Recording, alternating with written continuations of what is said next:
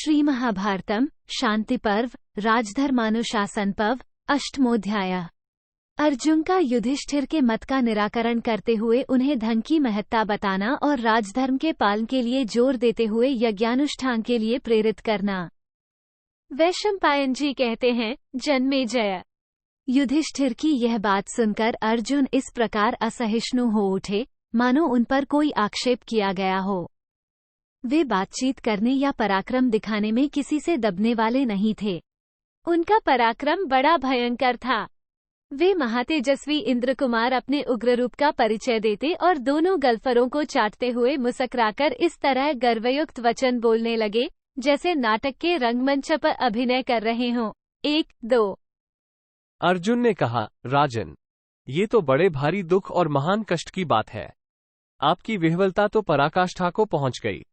आश्चर्य है कि आप अलौकिक पराक्रम करके प्राप्त की हुई इस उत्तम राजलक्ष्मी का परित्याग कर रहे हैं। 3। आपने शत्रु का संहार करके इस पृथ्वी पर अधिकार प्राप्त किया है। ये राज्यलक्ष्मी आपको अपने धर्म के अनुसार प्राप्त हुई है। इस प्रकार जो ये सब कुछ आपके हाथ में आया है, इसे आप अपनी अल्पबुद्धि के कारण क्यों छोड़ रहे हैं? 4। किसी कायर या आलसी को कैसे राज्य प्राप्त हो सकता है? यदि आपको यही करना था तो किस लिए क्रोध से विकल होकर इतने राजा का वध किया और कराया? 5। जिसके कल्याण का साधन नष्ट हो गया है, जो निरा दरिद्र है, जिसकी संसार में कोई ख्याति नहीं है, जो स्त्री, पुत्र और पशु आदि से संपन्न नहीं है तथा जो असमर्थतावश अपने पराक्रम से किसी के राज्य या धन को लेने की इच्छा नहीं कर सकता, उसी मनुष्य को भीख मांगकर जीवन निर्वाह करने की अभिलाषा रखनी चाहिए। 6। नरेश्वर, जब आप ये समृद्धिशाली राज्य छोड़कर हाथ में खपड़ा लिए घर भीख मांगने की नीचातिनीच वृत्ति का आश्रय लेकर जीवन निर्वाह करने लगेंगे, तब लोग आपको क्या कहेंगे? 7।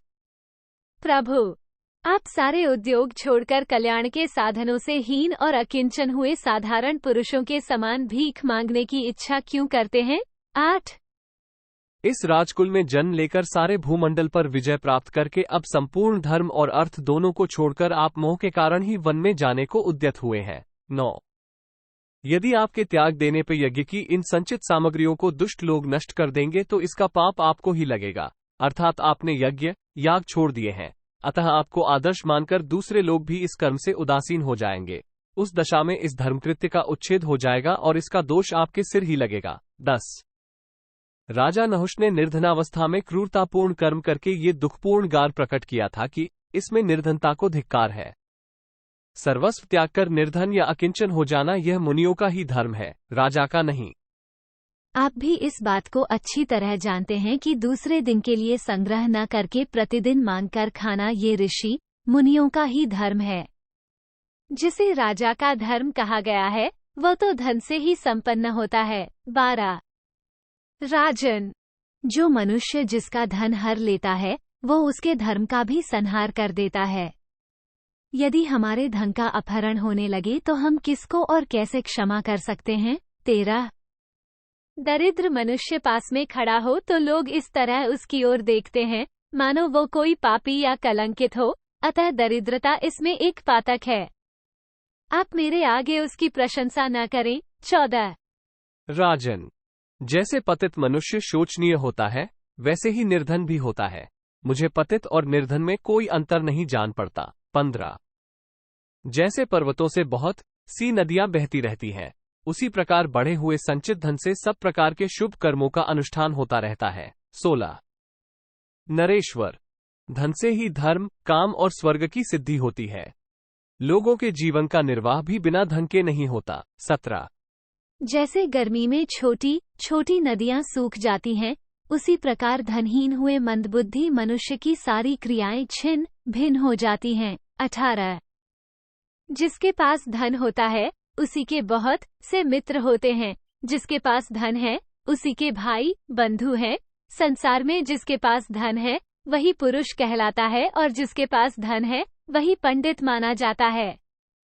निर्धन मनुष्य यदि धन चाहता है तो उसके लिए धन की व्यवस्था असंभव हो जाती है, परंतु धनी का धन बढ़ता रहता है। जैसे जंगल में एक हाथी के पीछे बहुत से हाथी चले आते हैं, उसी प्रकार धन से ही धन बंधा चला आता है। 20। नरेश्वर, धन से धर्म का पालन, कामना की पूर्ति, स्वर्ग की प्राप्ति, हर्ष की वृद्धि, क्रोध की सफलता, शास्त्रों का श्रवण और अध्ययन तथा शत्रु का दमन, ये सभी कार्य सिद्ध होते हैं। 21। धन से कुल की प्रतिष्ठा बढ़ती है और धन से ही धर्म की वृद्धि होती है। पुरुष प्रवर, निर्धन के लिए तो न ये लोक सुखदायक होता है न परलोक। 22। निर्धन मनुष्य धार्मिक कृत्यों का अच्छी तरह अनुष्ठान नहीं कर सकता। जैसे पर्वत से नदी जरती रहती है, उसी प्रकार धन से ही धर्म का स्रोत बहता रहता है। 23। राजन, जिसके पास धन की कमी है, गौएं और सेवक भी कम हैं तथा जिसके यहाँ अतिथियों का आना जाना भी बहुत कम हो गया है, वास्तव में वही कृश दुर्बल कहलाने योग्य है। जो केवल शरीर से कृश है, उसे कृश नहीं कहा जा सकता। 24। आप न्याय के अनुसार विचार कीजिए और देवताओं तथा असुरों के बर्ताव पर दृष्टि डालिए। राजन, देवता अपने जाति भाइयों का वध करने के सिवा और क्या चाहते हैं? एक पिता की संतान होने के कारण देवता और असुर परस्पर भाई भाई ही तो हैं। 25। यदि राजा के लिए दूसरे के धन का अपहरण करना उचित नहीं है, तो वो धर्म का अनुष्ठान कैसे कर सकता है? वेदशास्त्रों में भी विद्वानों ने राजा के लिए यही निर्णय दिया है कि राजा प्रतिदिन वेदों का स्वाध्याय करे, विद्वान बने, सब प्रकार से संग्रह करके धन ले आवे और यत्नपूर्वक यज्ञ का अनुष्ठान करे। जाति भाइयों से द्रोह करके ही देवताओं ने स्वर्ग लोक के सभी स्थानों पर अधिकार प्राप्त कर लिया है। देवता जिससे धन या राज्य पाना चाहते हैं, वो ज्ञातिद्रोह के सिवा और क्या है। 28। यही देवता का निश्चय है और यही वेदों का सनातन सिद्धांत है। धन से ही द्विज वेद शास्त्रों को पढ़ते और पढ़ाते हैं, धन के द्वारा ही यज्ञ करते और कराते हैं तथा राजा लोग दूसरों को युद्ध में जीतकर जो उनका धन ले आते हैं, उसी से वे संपूर्ण शुभ कर्मों का अनुष्ठान करते हैं। किसी भी राजा के पास हम कोई भी ऐसा धन नहीं देखते हैं जो दूसरों का अपकार करके न लाया गया हो। 29, 30। इसी प्रकार सभी राजा इस पृथ्वी को जीतते हैं और जीतकर कहने लगते हैं कि यह मेरी है, ठीक वैसे ही जैसे पुत्र पिता धन को अपना बताते हैं। 31। प्राचीन काल में जो राजर्षि हो गए हैं, जो कि इस समय स्वर्ग में निवास करते हैं, उनके मत में भी राज धर्म की ऐसी ही व्याख्या की गई है जैसे भरे हुए महासागर से मेघ के रूप में उठा हुआ जल संपूर्ण दिशाओं में बरस जाता है, उसी प्रकार धन राजा के यहाँ से निकलकर संपूर्ण पृथ्वी में फैल जाता है। 32। पहले ये पृथ्वी बारी बारी से राजा दिलीप, नृग, नहुष, अम्बरीश और माधाता के अधिकार में रही है, वही इस समय आपके अधीन हो गई है। अतः आपके समक्ष सर्वस्व की दक्षिणा देकर द्रव्यमय यज्ञ के अनुष्ठान करने का अवसर प्राप्त हुआ है। 33, 34। राजन, यदि आप यज्ञ नहीं करेंगे तो आपको सारे राज्य का पाप लगेगा। जिन देशों के राजा दक्षिणायुक्त अश्वमेध यज्ञ के द्वारा का यजन करते हैं, उनके यज्ञ की समाप्ति पर उन देशों के सभी लोग वहां आकर अवभृत स्नान करके पवित्र होते हैं। 35।